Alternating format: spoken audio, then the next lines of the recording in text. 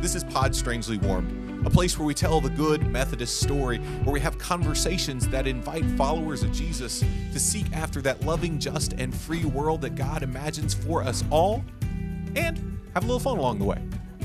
Welcome back to Pod Strangely Warmed. I'm Daniel Hawkins, your host, and as we begin this Lenten journey, it's my joy to celebrate with you and remind you that we, as the Central Texas Conference of the United Methodist Church, have embraced a new vision for ministry, to be followers of Jesus Christ, seeking after the loving, just, and free world that God imagines for us all. As we go into this Lenten journey, I am joined on the podcast for this season by Reverend Erin Sloan Jackson, who you have done an amazing thing. You have written a book. I did. When I first heard the vision statement for our conference and the North Texas Conference, I realized there was a lot of content in that one sentence and wanted to be able to unpack it and really internalize the message. So I wrote a 6-week Wesleyan study based on that vision statement. Perfect for Lent, but something that people can use at any time. And over the next 3 weeks on the podcast, we will explore what it means to live into the loving, just, and free world that God imagines for us all. We hope you'll stick with us.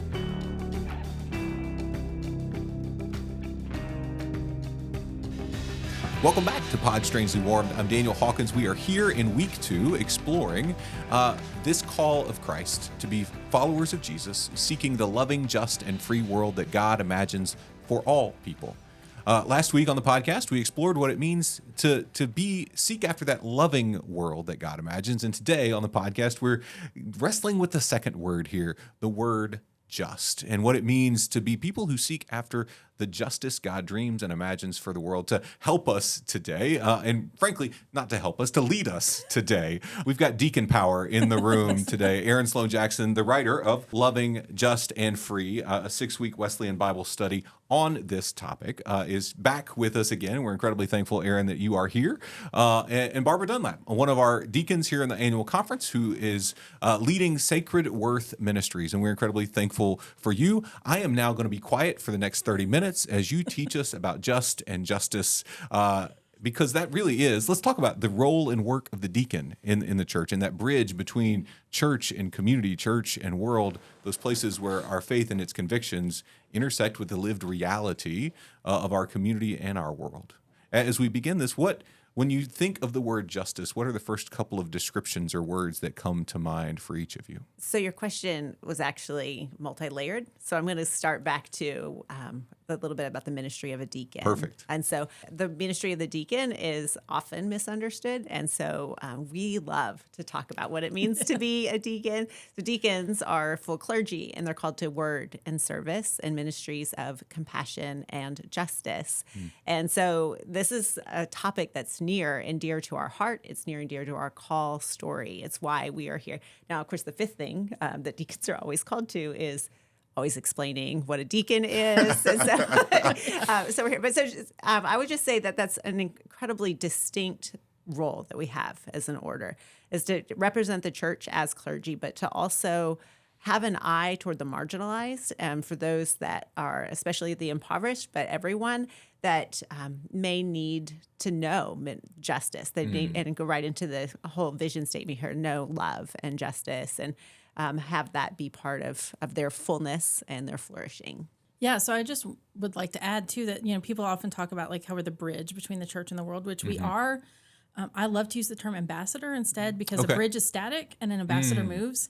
And so, like, we are ambassadors of the church to the world. And I think the part that often gets forgotten is we are all also ambassadors of the world back to the church. And so a lot of our call is to take the cares and concerns of the world and bring those back to the church, and then help equip those in the church to then help with those. So that's like a lot of, when we talk about justice today, we can say, here's where injustice is happening in the world, and not just be out there saying, oh, the church cares about that, but then taking it back to the church and saying, how can we respond to this injustice in the world? So it's a back and forth. So, instead of being a bridge that people walk all over, I like to think of it back and forth as this ambassador. And so it's, and then how do we equip the church, right? Which is great with this being in our mission statement. How do we equip the church to then go do that work in the world as well? And actually, really even better to say, how do we equip the church to see where God's already working in the world, and how do we join in that work of justice and, kingdom, right? Yeah. How do we, that ultimate kingdom? So, yeah, I think that's a lot of it. Ambassadors to bring us alongside God already at work in the world. Yeah. Yeah. Erin, you mentioned that part of the call was compassion and justice. If I were to assess most of our churches, many of our churches are really good at compassion ministries, right? We are good at seeing a need and trying to step in and help with that. Can y'all talk to me a little bit about kind of maybe some limitations of a compassion-only approach and, where justice and compassion are actually not distinct things, but really deeply connected to each other and influenced by each other? I think your observation is totally right. We are really great as a conference, as individual churches in those ministries of mercy and compassion. Better than I think any of our other churches. Right? We're kind of it's known a place of pride for us, right? Right. We're really known for being ones in the community that are meeting those needs. I think having a heart for justice sort of takes it to that next level where you're not just concerned about what is your immediate physical need, but what is the unfairness and the way systems are set up that's causing there to be this disparity in the resources. And so we have an eye not only for that immediate need, but also checking out what is causing this. Is it unjust laws? Is it unjust systems or the way things have been set up historically? And what can we as the church do to advocate for change there and to make it a fairer place, a more merciful and just place for all human flourishing? As you're talking, I'm reminded of the Desmond Tutu quote, which I'm probably going to butcher right now, right? That deals with this compassion and justice piece, right? When people are drowning in the river, it is our call to pull them out of the river. But how many people do we have to pull out of the river before we wonder, how do they keep falling in to begin with? Or how do you end up in the river to begin with, right? And so compassion and justice kind of seem to go hand in hand, right? Because part of what I think I hear from you is not a call to abandon the folks in the river to go figure out what's knocking people in to begin with, right? But at the same time, to not just be focused on how do we meet this immediate momentary need, but instead also be looking to what are some systemic causes here? What are some things, headwinds that people face on a day-to-day basis that make them more likely to be in a place of economic trouble, right? And what can we do not just about the immediate need, but also the things that are causing that or impacting that, right? Barbara, as this meets your day-to-day life in Sacred Worth Ministries, right? Can you walk us through kind of a lived example where you've helped be an ambassador from the community to the church, or from a different part of kind of our other places within our kind of interconnected nature? Because I know part of what you do at Sacred Worth is helping promote health and well-being across lots of things here in Tarrant County, right? Yeah. So those who were at annual conference last year, we had a resolution about providing period products in churches. And you think, okay, that's a simple, easy thing. And that is kind of more of the compassion, mercy, having these things. But it is also, if you start to unpack that, you see there is a justice issue behind it.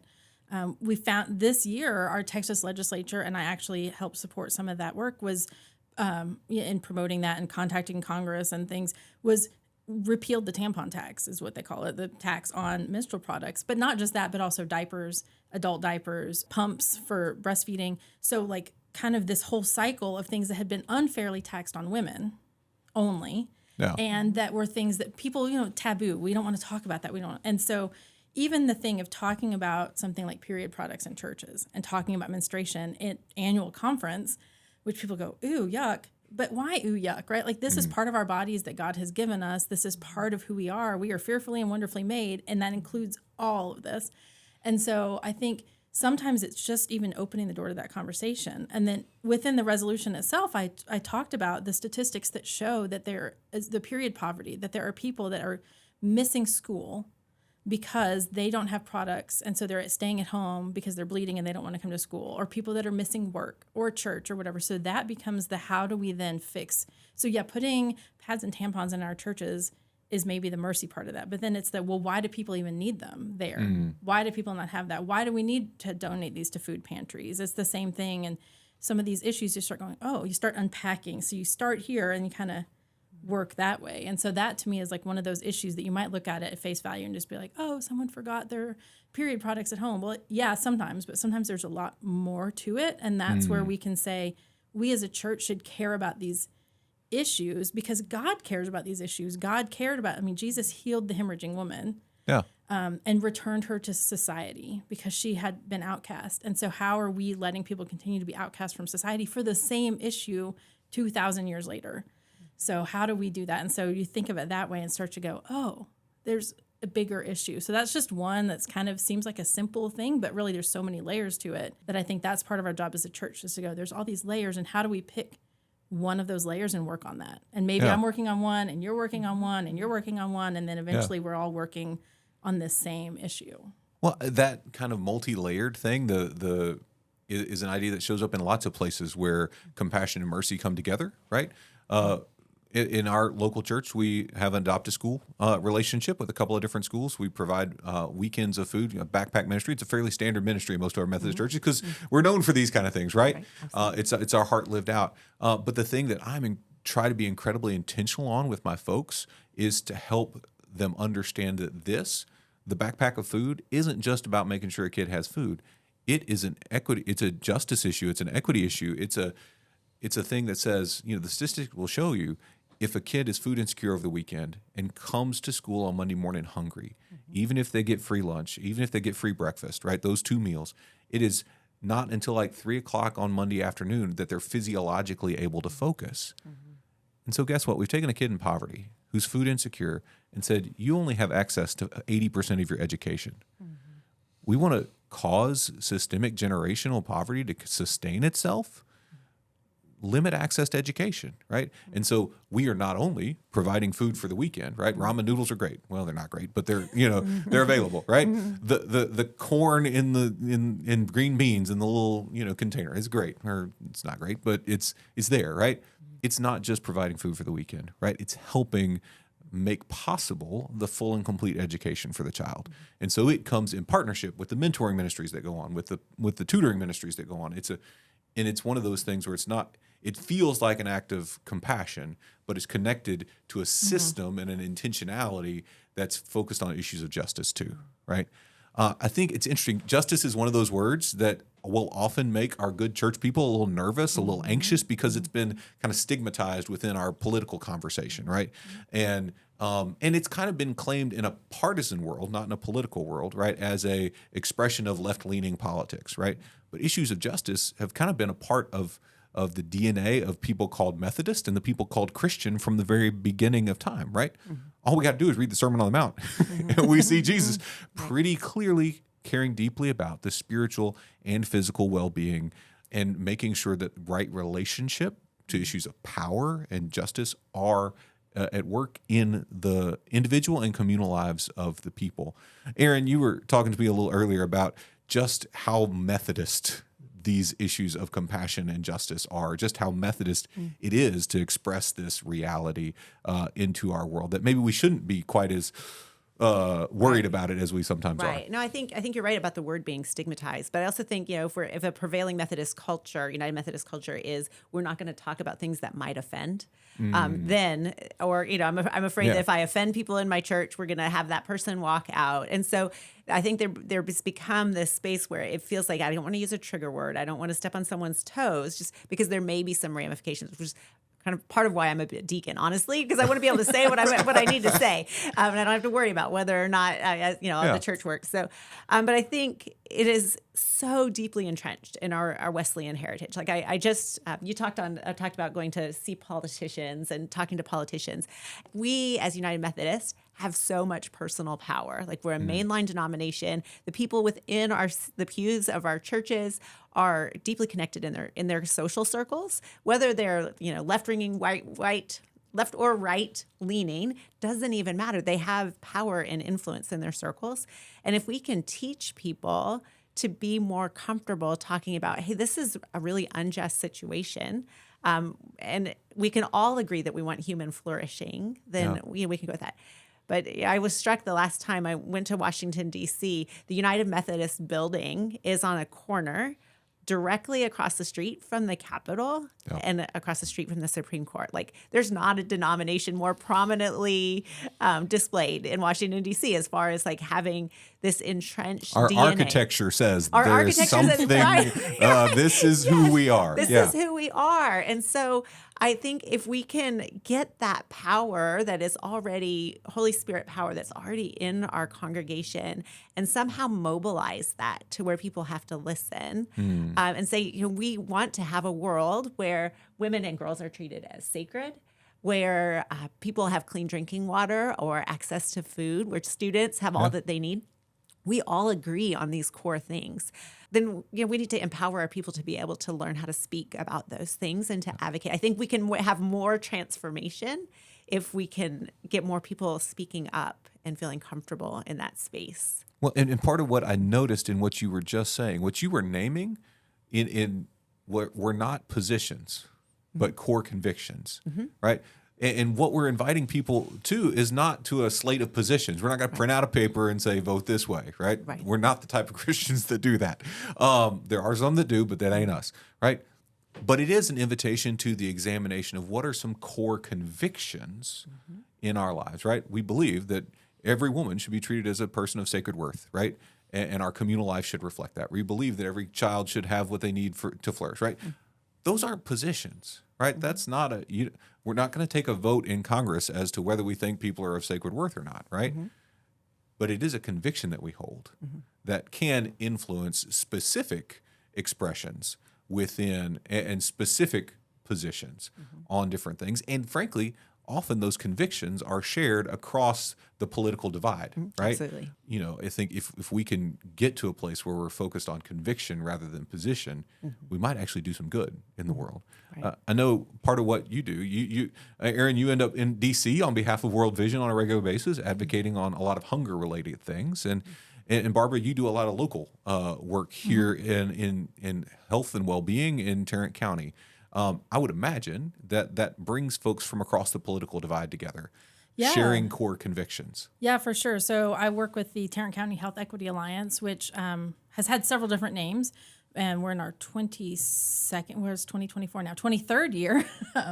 It was started up with Catholic Charities. It was an offshoot of a thing that Catholic Charities did, and then it was some work that Michael Burgess, who's a representative, did. And so because he's an OBGYN, retired OBGYN, who's actually retiring from Congress this year, but he was one of our early partners. That was before I was part of the work. But, they brought together these different groups that said, we have noticed that infants in Tarrant County are dying at a disproportionate rate before their first birthday. And what can we do about that? And so all these people came together. And so that's still what we have, our main focus. We also now, work on maternal health as well, because if healthy girls become healthy women who have healthy pregnancies, who have healthy babies, as much as possible.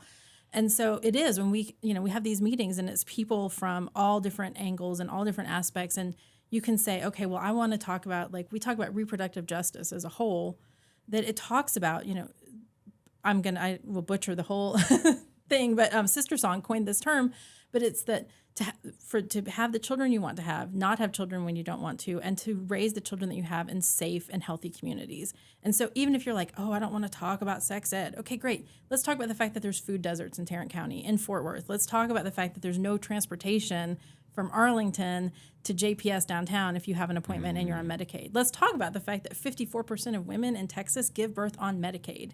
So, and I guarantee you 54% of our OBGYNs do not accept Medicaid.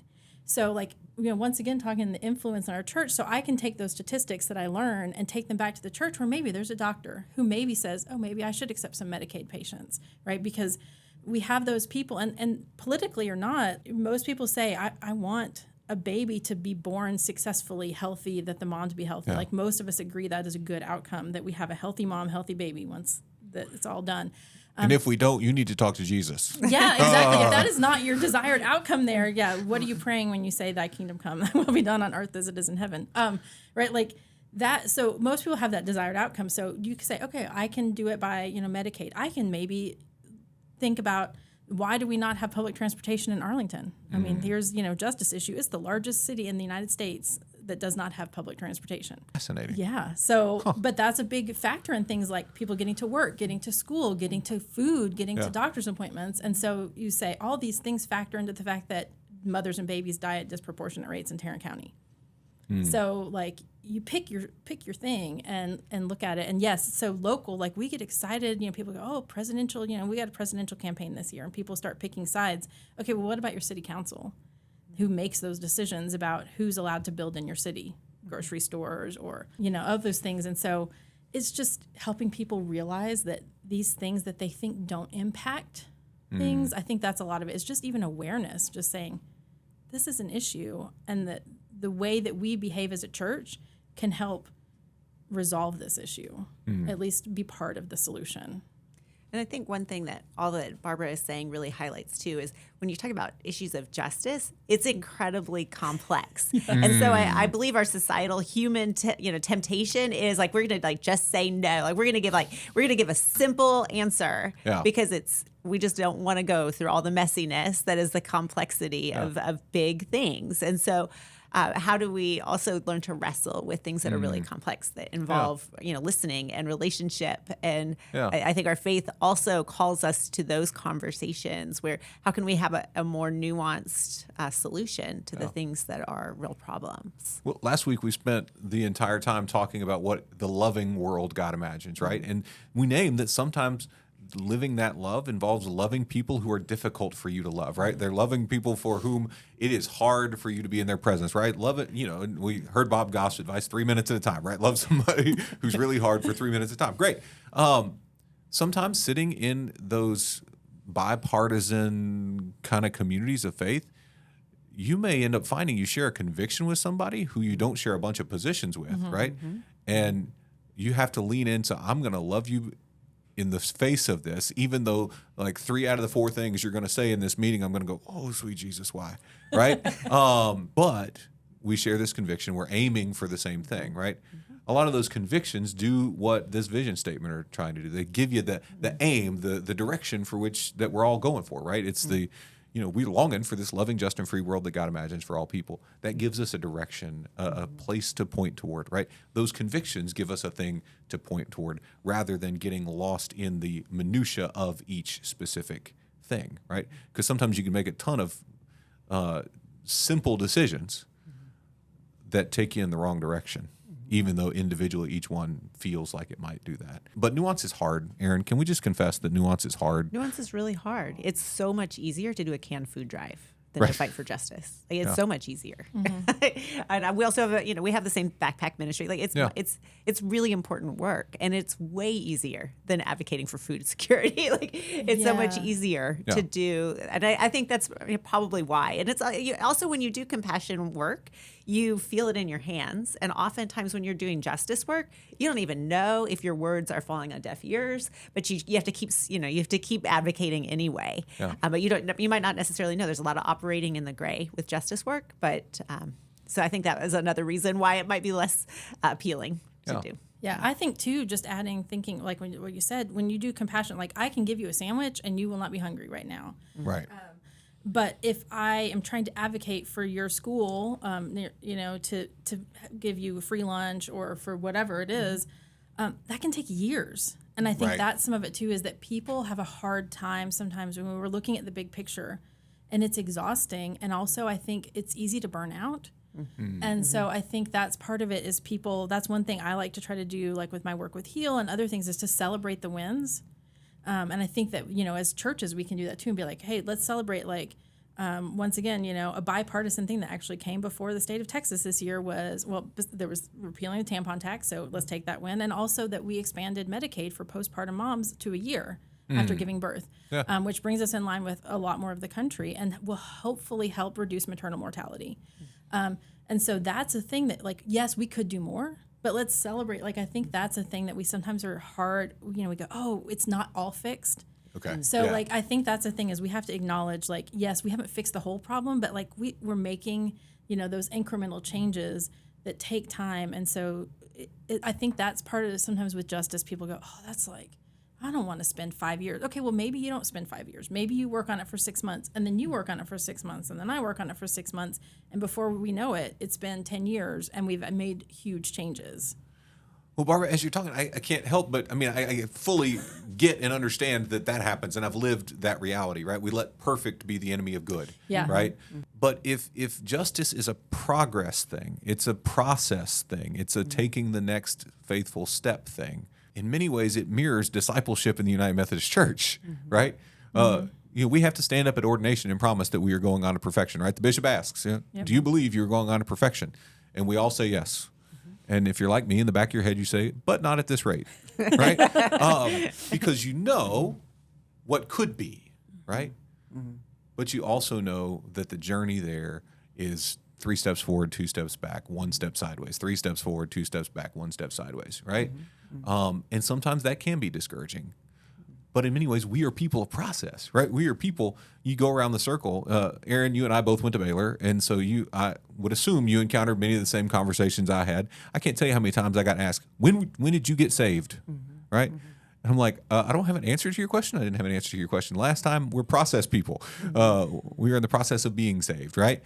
And yet, there's a distinct correlation there with justice, right? It's a process. It's not something that we can check a box and go, okay, we're done. Great, right? As you guys think of kind of process for most of the churches, right? Y'all are connected in local congregations here. You've been connected through the conference with a lot of our churches around here. What would be, for a church that looks around and says, we are pretty good at compassion, right? We are pretty good at acts of mercy. We are good at seeing a need in our local community and stepping in to meet the immediate need there. What would you say would be like a first step in that process of pursuing justice, right? If justice still feels like a word that's pretty scary, right? If it's a word that doesn't fit with your standard TV channel, if it's, what is your first step in that process? What's the first step toward living in? Yeah, so an illustration, kind of from my own life. Before I went into ministry, I was in sales, and I worked for an industrial supplier, Granger Industrial Supply. And one of the things I sold was lighting, and it was right around the time period where I'm going somewhere with this, I promise. Where compact fluorescents and LEDs were just becoming a thing on the marketplace. So it was replacing all of these high energy using incandescent bulbs. And so, part of my job was to sell these to different businesses and, if we could get them changed. So one salesperson went to Walmart, which was sort of known as being the main polluter problem, as far as, and so, but recognizing that if we could get the largest power to take these in, we can have more of an impact than one here, one here, one here. And so the one here, one here, one here is important, but also just recognizing if we collectively can influence. So where like politics, talking to a politician might be like, I don't know that I really want to do this, or will they even listen to me? But if we can use our collective influence, we can cause a bigger transformation to happen. And so both acts are good. Right? And so I would say as a first step, you may even want to start with like just learning who your local politicians are. Awareness. Just awareness, and maybe vowing to pay attention to a single piece of legislation, and just getting to where there's like comfort level. Because I do think that politics kind of spooks a lot of people. And certainly from a pulpit is not necessarily the right place to talk about those things, but in conversation and relationship, you can have the more nuanced conversations. And just have some baby steps toward a goal of getting someone comfort with recognizing that collectively we have so much more influence and power toward transformation. Yeah, I think that's a good answer. I also think a lot of it is just, education, right? Like, so even saying like, if you say, okay, well, we do a backpack ministry. And like you said with the illustration of the people in the river, okay, well, we do this backpack ministry because these kids don't have food. So let's start to ask ourselves, why don't these kids have food on the weekend? What is behind that? Or, whatever your health ministry, whatever it is, whether it's your whole church, your Sunday school class, whatever, and say, what are we passionate about? Because that's one thing I think I can't force anybody else to care about the things I care about. And so finding those places that we care about the same thing, or even if we say, okay, we're going to, as a larger church, work on this issue. Okay, well, I care about the economic part of it, or I care about this part. I think that's part of it. And then I think, too, just like recognizing, like you said, that we have power that we don't always use, especially think about local, we keep talking about elections, but, even what was it, whenever it was May, I don't know, it was more recent than that. We had the election here, constitutional amendments in Texas that we had to vote on. And I don't remember what the voter turnout was, but it was really low. Like, I don't know. I mean, in Fort Worth, I know not everybody in the conference is in Fort Worth, but Fort Worth and Tarrant County historically have very low voter turnout. So not even talking about like a partisan issue, but just things like engagement. Even going and if that's something that maybe you haven't voted, or you haven't voted in a few years, or you only vote in national elections and not in local elections, learning about those, educating yourself, learning when those things are, because that's something we do have. Showing up to those, I know we have clergy that go to school board meetings because they're worried about things that are happening in their school district, or city council meetings. And, you don't have to be clergy to do that. Anybody, right, like can go and be a concerned citizen and say, I'm worried about the direction this is going. So I think that's part of it, is just recognizing, we have that power and we are a large denomination, and that we can say, like, this is baked into who we are, that we've built. Look at how many hospital systems have a Methodist, say Methodist in them, or have a cross and flame on them, because that's who we are people that build hospitals. Yeah. We are people that build hospitals. We are people that build Southern Methodist University, McMurray University. Like, we are those people. Let's not forget that's who we are. And one of the things you said, Barbara, that really struck me is you talked about, I can't make other people be passionate about what I'm passionate about. 'Cause we're both deacons. We're passionate about being deacons, but we have very different takes on where that ministry is going for either one of us. And I think that actually, when you talk about first steps, it's just uncovering we are gifted. Each one of us is uniquely gifted and has spiritual gifts and passions and call. And so if we can work with the people of our congregations, the other United Methodists, or most of the people, to understand their own giftedness and their own calling. Like, there's something that breaks God's heart, that breaks their heart. Yeah. So let's figure out what that is, and then empower people to move toward justice in the things that they're already being called about. Amen. Yeah. When we start local, when we start where God has convicted us, and when we start finding that conviction, we can find our heart in this, and our action can follow. I hope and pray that more and more of us get less worried when we hear the word justice, because it is a part of God's preferred future for each of us, to living in a loving, just, and free world that God imagines for us all. And so thank you for helping us unpack just a bit of that today. There's so much more, and I am certain that if you have questions talk to me about this world of justice, help me understand where it meets my life today, help me understand things that are going on here in Tarrant County or across the entire annual conference. I don't want to volunteer you for things, but I am certain that if you find a deacon, you will find someone ready, willing, and able to walk alongside you in the midst of this, to guide you and direct you as we seek to live this cross-shaped life, a life focused on our relationship with God, but also a relationship connected to the world around us, seeking not only mercy, but justice. Until next time, I'm Daniel Hawkins, and this is Pod Strangely Warm.